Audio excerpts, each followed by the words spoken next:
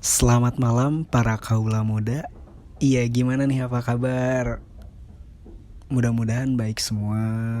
Dan apa yang sekarang terjadi kayak pandemi kayak gini, mudah-mudahan cepet beres, cepet usai. Ya, semoga dijauhkanlah teman-teman sekalian dari penyakit corona ini.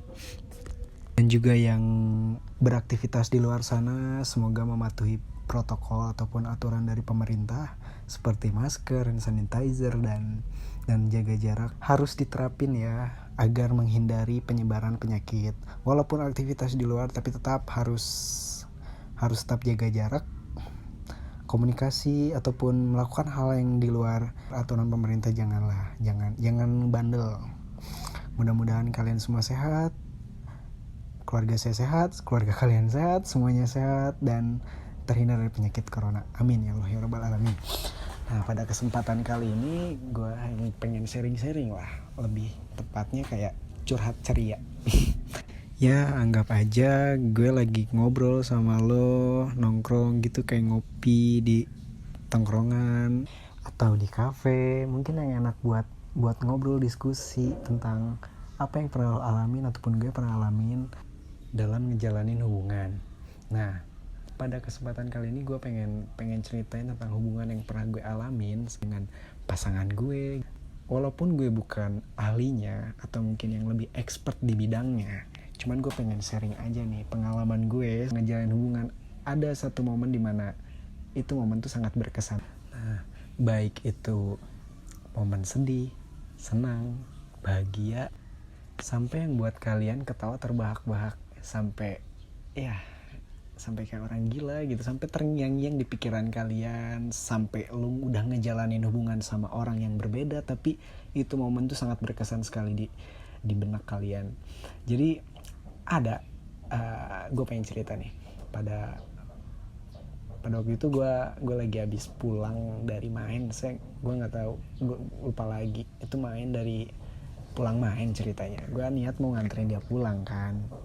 Tiba-tiba cuaca dari tempat gue main sama rumah dia itu beda cuacanya, bro. Jadi tempat gue main ini kering, giliran di dekat rumah dia tuh hujannya deras parah. Pada waktu itu gue masih pakai motor kupling, karena kalian tahu sendiri kan kalau motor kupling itu susah banget, kalau buat nyimpen jas hujan tuh susah banget dibanding motor metik ataupun motor bebek lainnya. Karena motor kupling tuh emang gak ada bagasi buat nyimpen jas hujan, itu emang susah pada waktu itu. Jadi gue punya opsi dua, kalau gak neduh ya gue terabas nih hujan. Nah, pada saat itu singkat cerita gue nanya ini ke cewek gue nih, ini gimana nih, kita mau neduh dulu aja apa langsung bablasin aja ke rumah kamu, soalnya jarak dari kita kehujanan ini sama rumah kamu itu nggak jauh-jauh banget, kurang lebih 5 kiloan jarak dari gua mau hujan ini, pas kena hujan sampai rumah dia tuh 5 kiloan. Jadi bimbang ini antara bentar dikit lagi mau nyampe. Nah di situ yaudah terserah kamu, biasa cewek kan kayak gitu, aku mah gimana kamu aja ya, cewek pasti kayak gitu jurusnya, kalau nggak terserah gimana kamu, udah. Di situ gue langsung kayak sosokan jadi pengambil keputusan, karena pria itu harus memiliki jiwa pemimpinan, leadership, apalagi di hadapan ceweknya sendiri. Wah, itu mah harus nomor satu. Kita harus kayak gimana ya, punya prinsip lah. Cowok kan yang dipegang prinsipnya, ya enggak. Nah di situ gue langsung nggak banyak mikir, langsung gue terabas aja itu hujan. Nggak lama perjalanan, gue lihat dari jarak jauh kayak bus, angkot, mobil sedan atau mobil lainnya itu pada stuck semua kecuali motor yang bisa maju. Jadi gue nggak ngerti di sana ada apa.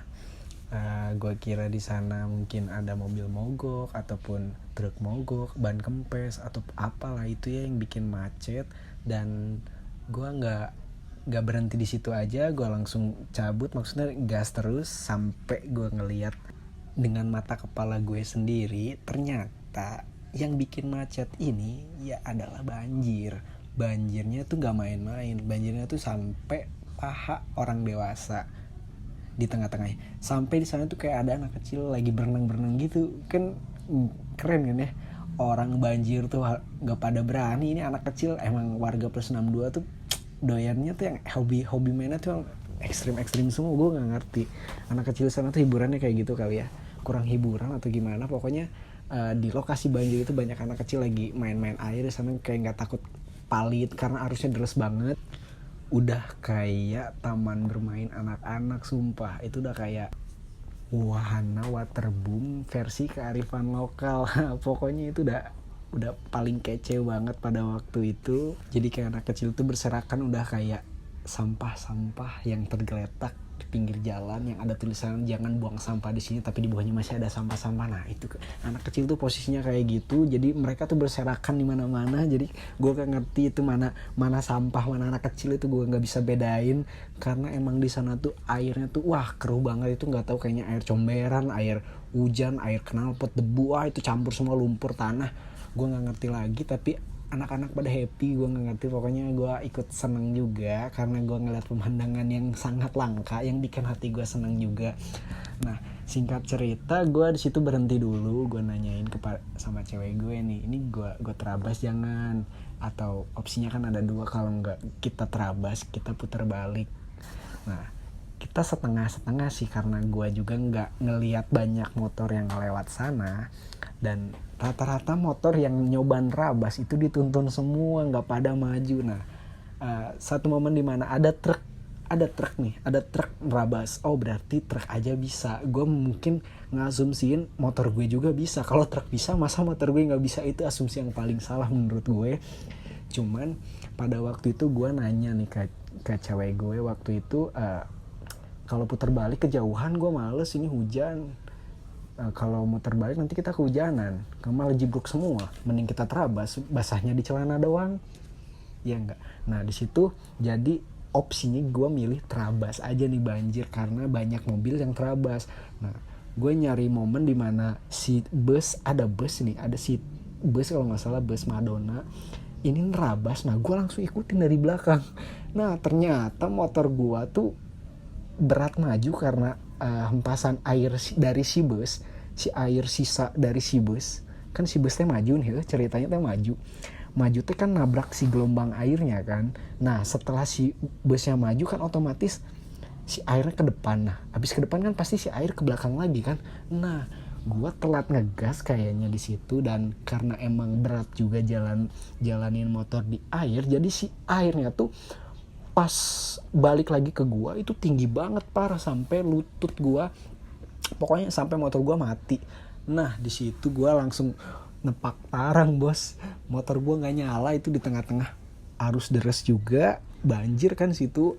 Nah gua ketawa situ, aduh ini gimana motor nggak nyala, udah lumayan jauh juga dari rumah gua atau mungkin dari bengkel. Gua bingung ini gimana.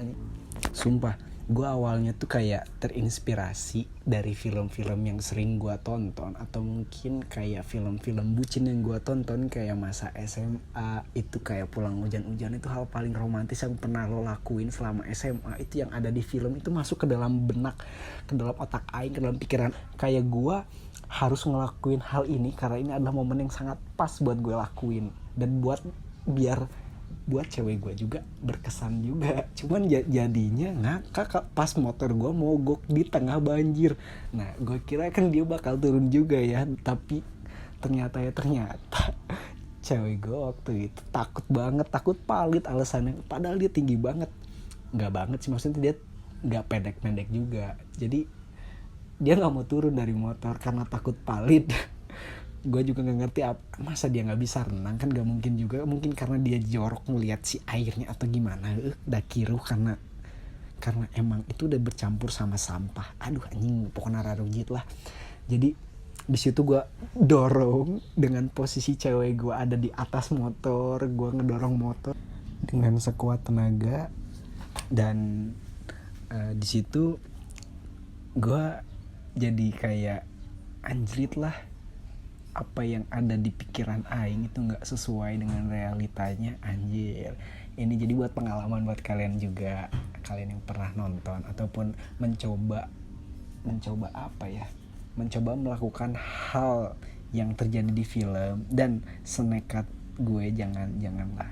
Bahkan ada kemarin tuh sempet ada kejadian kayak orang balik dari kerja terus meninggal karena tenggelam karena arus banjir nerabas. Itu hal yang gak patut dicontoh. Nah waktu itu emang gue gila banget. Pokoknya beres dari sana tuh, jadi singkat cerita gue dorong, alhamdulillah motor gue nyala lagi. Sampai sana akhirnya gue yang jibruk, cewek gue sedikit, dan akhirnya gue dikasih pinjem celana bapaknya, nggak tahu celana kakaknya. Itu pokoknya gue kasih celana longgar banget parah sama badan gue karena badan gue kecil kan.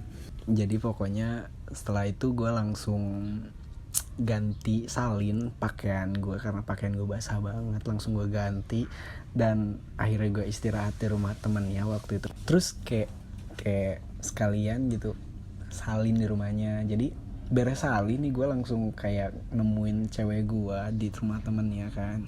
Terus kayak lagi duduk dibikinin teh kan.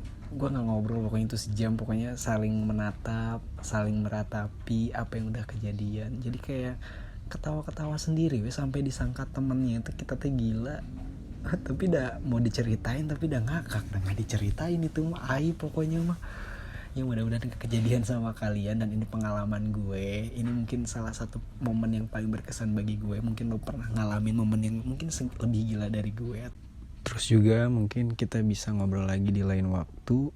Mungkin ini sekian cerita pertama yang bakal gue bagiin sama kalian. Mudah-mudahan bermanfaat dan semoga kalian dapat terhibur dengan cerita yang saya berikan. Ya paling segitu aja. Sekian untuk menemani malam minggu kalian. Selamat malam.